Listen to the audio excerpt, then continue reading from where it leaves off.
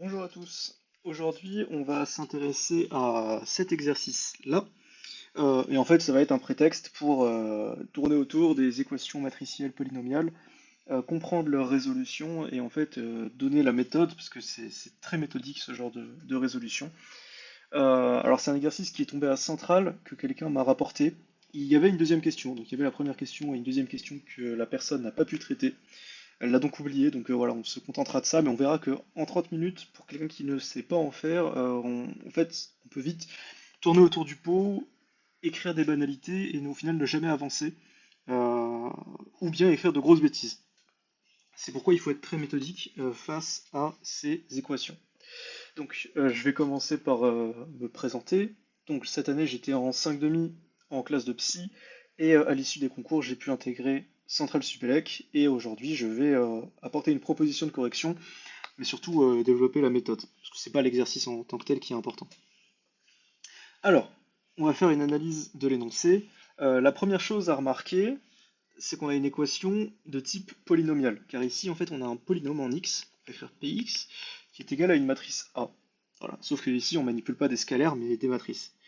De plus, un truc qui est notable, normalement, qui doit vous taper dans l'œil, c'est le résoudre l'équation. Normalement, quand on nous demande de résoudre une équation, on se place toujours sur un corps, c'est-à-dire qu'on va être sur, en psi en tout cas, on va être sur R ou sur C. C'est très rare qu'on soit sur d'autres ensembles. En général, c'est R ou C. Donc partez du principe, quand on vous dit résoudre l'équation mais qu'on ne vous mentionne pas sur quel corps le faire, de toujours prendre le corps le plus large, donc c'est-à-dire C, mais de bien le préciser à l'oral. De préciser que dans l'énoncé on ne stipule pas ça, donc vous choisissez de résoudre l'équation suivante sur C, et pas exactement sur C ici, mais sur M2 de C. Et du coup, le corps d'étude, c'est bien C. Parce qu'en fait, en le disant, vous faites comprendre à l'examinateur que vous avez capté la subtilité et que vous n'allez pas essayer de lui mettre une entourloupe en ne parlant pas du corps de résolution. Voilà. Et on va voir qu'en fait, cet exercice-là qui semble assez proche de ce qu'on fait en algèbre linéaire, du moins si on l'a jamais vu, en fait, c'est très difficile de le situer. En fait, on va voir que c'est un exercice de réduction. Et de prime abord, ça n'y ressemble pas. Donc on va parler notamment de commutants, voilà, et on va parler énormément de diagonalisation et de disjonction de cas. Donc sans plus attendre, on va commencer. Donc je précise que le corps d'étude, ici, ce sera C. Alors, sans plus tarder, quand vous avez ce type d'équation, ça peut être compliqué en fait si vous en avez jamais vu de savoir par quoi commencer. Parce que visiblement, vous pouvez pas, c'est pas une équation du second degré classique, donc vous pouvez pas écrire x plus x moins a égale 0, appliquer le discriminant, ça marche pas du tout comme ça. C'est pour ça que je vous dis que ça peut mener à de grosses bêtises. Et en fait, on va voir que la première chose à faire, c'est diagonaliser A. Ça, c'est hyper important, parce que dans quasiment tous les exercices que j'ai vus de type équation matricielle polynomiale, euh, A est toujours diagonalisable. Donc, on va diagonaliser A. Pour ce faire, déjà, on va voir si elle est diagonalisable. On va étudier son polynôme caractéristique.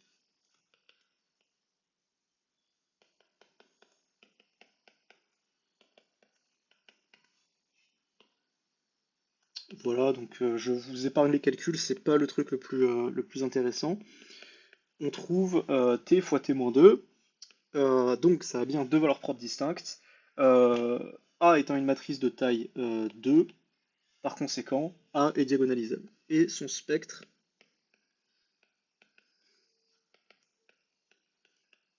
c'est 0,2. Et là, en fait, une propriété hyper fondamentale autour de laquelle on va énormément tourner dans cet exercice, c'est la propriété suivante de cours, c'est que si A est diagonalisable, si X est diagonalisable, et si A et X commutent, donc c'est-à-dire si AX égale XA, donc ça c'est vos trois hypothèses, alors vous savez qu'il existe une base commune, je vais mieux faire mon C, il existe une base commune de diagonalisation. Voilà, donc c'est-à-dire qu'en fait, vous pourrez écrire A est égal à P fois une certaine matrice diagonale, P-1, mais vous pourrez également écrire x qui serait égal à P fois une autre matrice, cette fois diagonale, P-1. Néanmoins, vous le voyez, en fait, le P ici, les P sont identiques. Et c'est ça qui est super fort et qui va nous permettre en fait d'avancer. Donc ça c'est du cours, mais c'est une propriété qu'on n'utilise pas très souvent. Et en général, on la retrouve uniquement dans la résolution d'équations matricielles polynomiales. C'est pourquoi faut pas l'oublier, et je trouvais ça bien de la revoir aujourd'hui. Donc, en fait, vous comprenez maintenant l'esprit, c'est le plan en fait il est déroulé ici, hein. Ça c'est tout le plan de l'exercice. Donc là on a réussi à montrer que A est diagonalisable. On va essayer de montrer que X est diagonalisable, ce qui est nettement moins simple. Et enfin on va montrer que AX égale XA, et ensuite on va faire des calculs. Donc, pour montrer que X est diagonalisable, bah, déjà, bien sûr, hein, le fait que A soit diagonalisable, tout ce qu'on sait, nous, à ce stade, c'est que x carré plus x est diagonalisable. Mais a priori, on n'a pas d'informations sur le fait que x soit diagonalisable. Donc, qu'est-ce qu'on va remarquer? Et c'est pour ça que je vous parlais du fait que ça commute et que c'est hyper important ici. On va reprendre, je vais mettre un petit rond pour dire que c'est la première étape, on va reprendre notre équation, et en fait on va multiplier par x à gauche et à droite.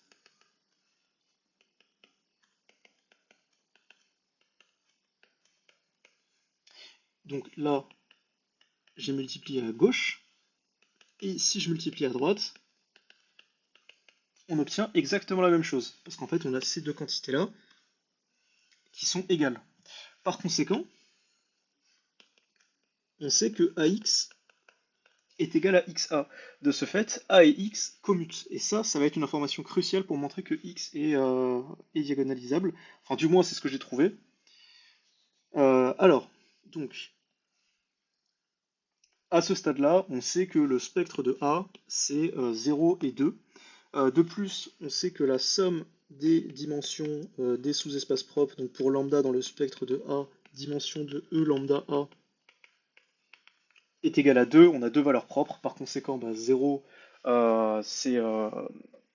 0 est en VP simple et 2 est en VP simple.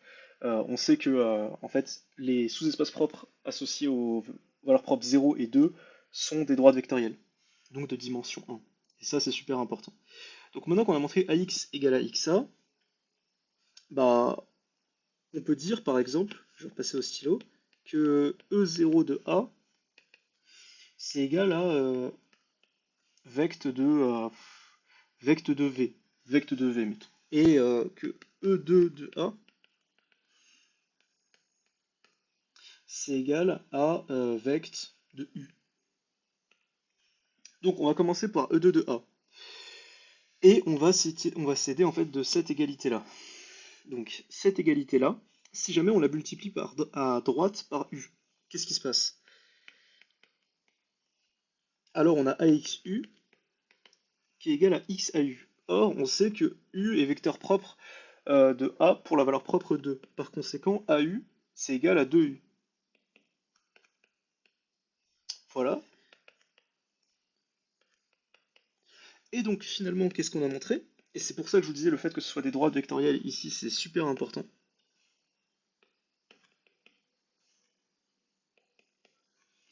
On a montré l'égalité suivante. Or, en fait, ici, on reconnaît bien c'est bien un vecteur colonne, hein, XU et XU. Par conséquent, XU appartient à E2 de A. Et normalement, là, à ce stade-là, vous commencez à voir venir l'astuce. Or, on a montré justement que E2 de A, c'est vect de U. Par conséquent, on sait qu'il existe un scalaire qu'on va appeler lambda 1, appartenant à C, notre corps d'étude, tel que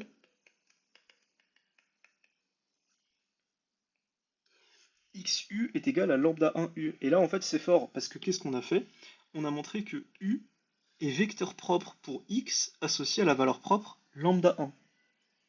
Voilà. Et donc en fait, on commence à se diriger vers la diagonalisation, vers la diagonalisabilité de x. On va répéter le même process pour E0A, donc en fait le noyau. Et donc on aurait, en fait, on montrerait de la même manière que AXV est égal à 0 fois XV. Par conséquent, de même, il existe lambda 2 appartenant au corps d'étude, donc C, tel que XV est égal à 0 fois V. Non, justement, je me suis trompé, c'est pas égal à 0 fois V, c'est égal à lambda 2 fois V. Faut pas se tromper, hein. Là j'ai fait une erreur qui est quand même assez grave. Donc, à ce stade-là, on serait tenté de dire que, en fait, on a montré qu'il y avait deux valeurs propres distinctes, par conséquent, x diagonalisable. Or, le fait que lambda 1 soit différent de lambda 2, à ce stade-là, on n'en sait absolument rien. Et c'est justement ce que l'on va essayer de montrer. Donc, comment est-ce qu'on va faire ça? Eh bien, on va simplement réutiliser en fait l'expression du début. Donc x carré plus x est égal à a. Et pourquoi est-ce qu'on va utiliser l'expression du début? Qu'est-ce qui m'a en fait mis sur cette piste? Ce qui m'a mis sur cette piste, c'est le fait que multiplié par v, bah, ça pourrait être intéressant parce que v en fait est à la fois un vecteur propre pour x, mais v est aussi un vecteur propre pour a. Donc en fait, en multipliant par v, on transforme, entre guillemets, une équation matricielle polynomiale en une équation scalaire polynomiale, que l'on sait résoudre. Du coup, on va pouvoir déterminer l'ensemble de solutions. Donc, on va multiplier par v, bien sûr à gauche, hein, pour que ça reste homogène, de telle sorte à obtenir x carré v plus xv est égal à av. Or, justement, on sait que v appartient à E0A. Par conséquent, AV, c'est égal à 0. De plus, là, on a montré ici que XV est égal à lambda 2V. Donc bien sûr, hein, si vous multipliez par x à gauche, vous montrez que x carré V est égal à lambda 2 carré V. Voilà. Là, je ne vais pas établir le calcul, ça c'est, on le voit assez souvent. Donc ça nous mène finalement à lambda 2 carré plus lambda 2 multiplié par V est égal à 0. Donc là, c'est le 0 de Rn, hein, bien sûr. De R2, pour être plus. Ah, de C2. Ça va être le 0 de C2. Je suis embrouillé. Or, justement, on sait que V, il est vecteur propre. Donc là, il est vecteur propre pour A, on va dire. Et il est aussi vecteur propre pour X. Du fait que V soit vecteur propre, on sait que V, il est différent du vecteur nul de C2. Par conséquent, si cette équation est égale à 0, nécessairement, lambda 2 carré plus lambda 2 est égal à 0. Par conséquent, lambda 2, en fait, il y a deux valeurs possibles pour lambda 2. C'est-à-dire, lambda 2, c'est soit moins 1, soit 0. On va agir de la même manière sur U. Donc si vous avez bien suivi, en fait, au lieu de multiplier par V, on va à droite, on va simplement multiplier par U à droite. Ce qui va nous amener à... Je vais faire les mêmes étapes, hein, pour que ce soit plus clair. Or, cette fois, on sait que AU est égal à 2U, car U est dans le sous-espace propre pour A associé à la valeur propre 2. Voilà, de même, on avait montré que XU est égal à lambda 1 U. Par conséquent,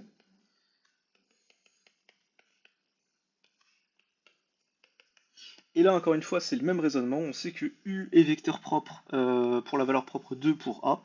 Par conséquent, U est différent du vecteur nul de C2. Par conséquent,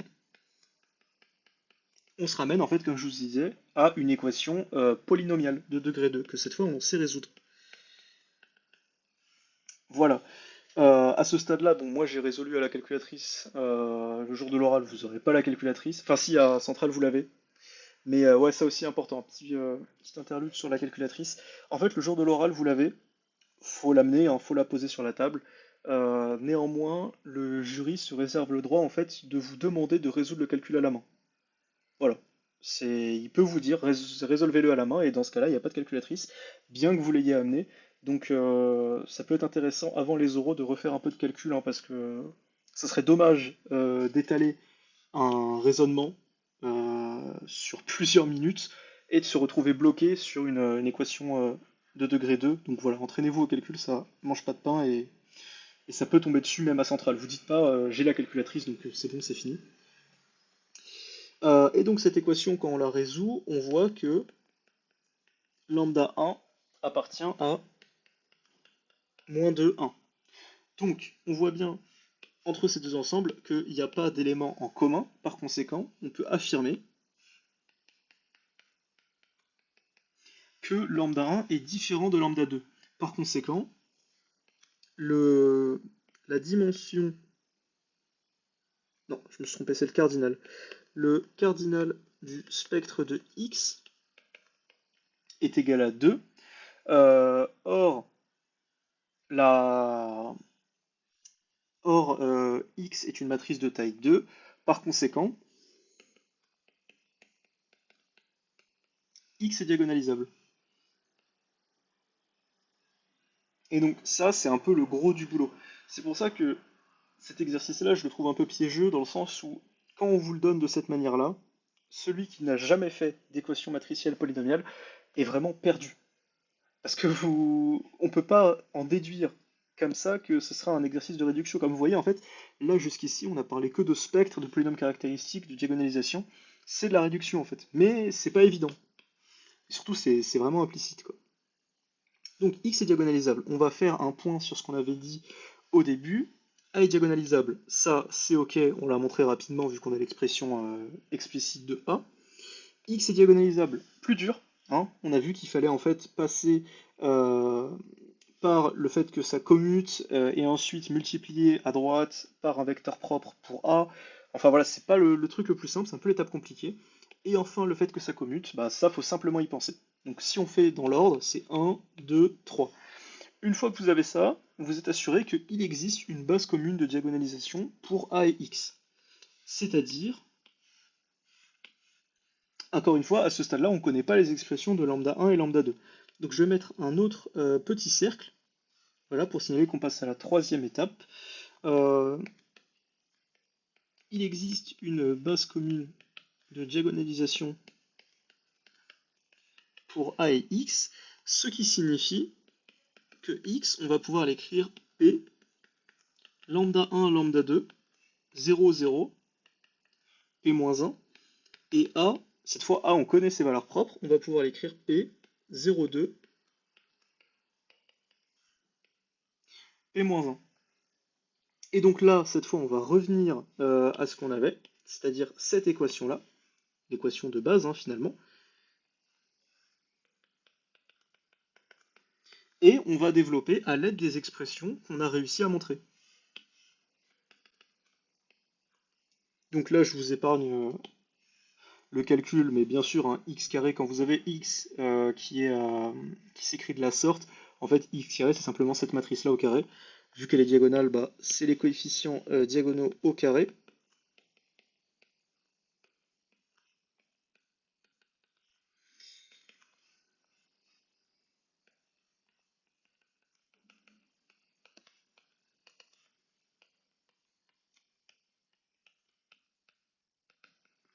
Voilà. Et là, à ce stade-là, normalement, c'est assez clair. En fait, il suffit de multiplier à gauche par P-1. Donc, je vais mettre...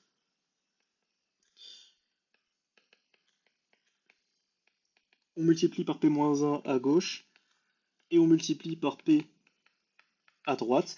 Et finalement, au lieu d'avoir une équation matricielle, enfin on a toujours une équation matricielle, mais cette fois c'est sur des matrices diagonales, ce qui est quand même beaucoup plus simple parce qu'on va pouvoir résoudre en termes de système. Et donc à ce stade-là, on part du principe qu'on a effectué l'opération, enfin les opérations que j'ai soulignées ici, et donc on arrive. Et donc là, je vais tout réunir dans une même matrice, voilà.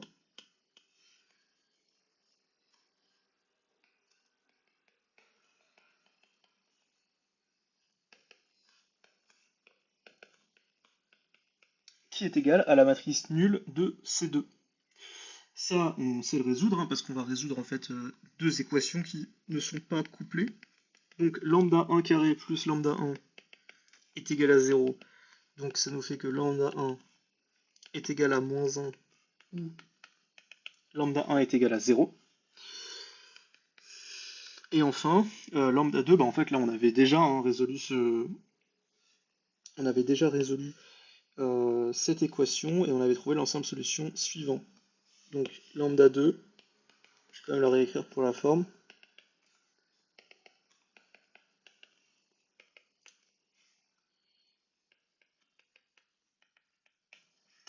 Voilà, et donc finalement à ce stade-là, qu'est-ce qu'on a obtenu? Je vais entourer, donc la question n'est pas finie, hein. Néanmoins, on a déterminé les valeurs propres. Et ça, c'est pas mal important. Parce que en déterminant les valeurs propres, on a déterminé en fait les couples possibles. C'est-à-dire que le couple de valeurs propres, ça peut être moins 1, 1, moins 1, moins 2, 0, moins 2, ou 0, 1.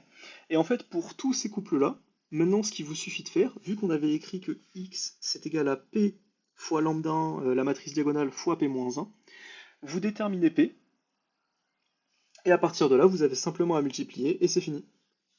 Voilà, et donc là, vous avez déterminé toutes les matrices. Bon, c'est ça la partie qui est vraiment importante. Le reste, après, c'est que du calcul, donc à la limite, peut-être on vous l'épargnera à l'oral. Euh, mais enfin, voilà, c'en est tout pour cet exercice. Donc vous voyez, en fait, un exercice qui, de prime abord, fait deux lignes, bah, ça peut prendre vraiment beaucoup de temps à se faire, surtout quand on essaye d'être rigoureux. Donc voilà, finalement, le fait que ce soit une seule question, ça m'étonnerait pas qu'on vous le pose en une question à centrale, car même si vous connaissez la méthode par cœur pour résoudre ce genre d'exercice, bah forcément au tableau vous voudrez être pointilleux, donc vous prendrez facilement 30 minutes pour résoudre et faire tous les calculs, quoi. Enfin voilà, c'en est tout pour l'exercice. Pour ce qui est de la suite, alors je me tâtais à deux trucs. Donc c'était soit apporter une correction, mais plutôt développée autour du théorème du point fixe de Banach, mais pour enfin, appliqué au programme de Psi, donc c'est-à-dire dans le cas d'un un espace vectoriel normé et une fonction, enfin une application qui n'est pas contractante mais lipschitzienne, ça peut se montrer, c'est un truc qui tombe souvent à l'oral, moins aux écrits j'ai l'impression, mais pas mal à l'oral. Donc voilà, dites-moi si ça vous intéresse éventuellement, parce que c'est un style de complément qui pourrait être intéressant, un peu dans la même veine de la vidéo que j'avais fait sur l'équation de Rayleigh et le théorème de courant Fischer. J'essaierai de faire plus ça à l'avenir en fait, de prendre un exercice et de creuser pour aller déborder en fait sur une notion qui est hors programme, mais intéressante à connaître. Ou bien, je me tentais aussi de faire un exercice sur les matrices ayant pour entrée des variables aléatoires discrètes. Voilà. Et en fait, déterminer des critères de diagonalisation, enfin de la probabilité que la matrice est diagonalisable, etc. Ce genre de choses. Dites-moi ce que vous en pensez. Mais ce sera sûrement une des deux choses. Enfin voilà, en tout cas pour cet exercice c'est tout. J'espère que j'ai été clair. Il y a sûrement des erreurs dans ce que j'ai fait. C'est pas la prétention d'être une correction parfaite, mais c'était vraiment pour donner l'exercice en fait, et que celui qui soit admissible, enfin celui qui est admis, enfin qui est admissible à Centrale puisse justement s'entraîner sur ce type d'exercice afin de ne pas être surpris le jour J.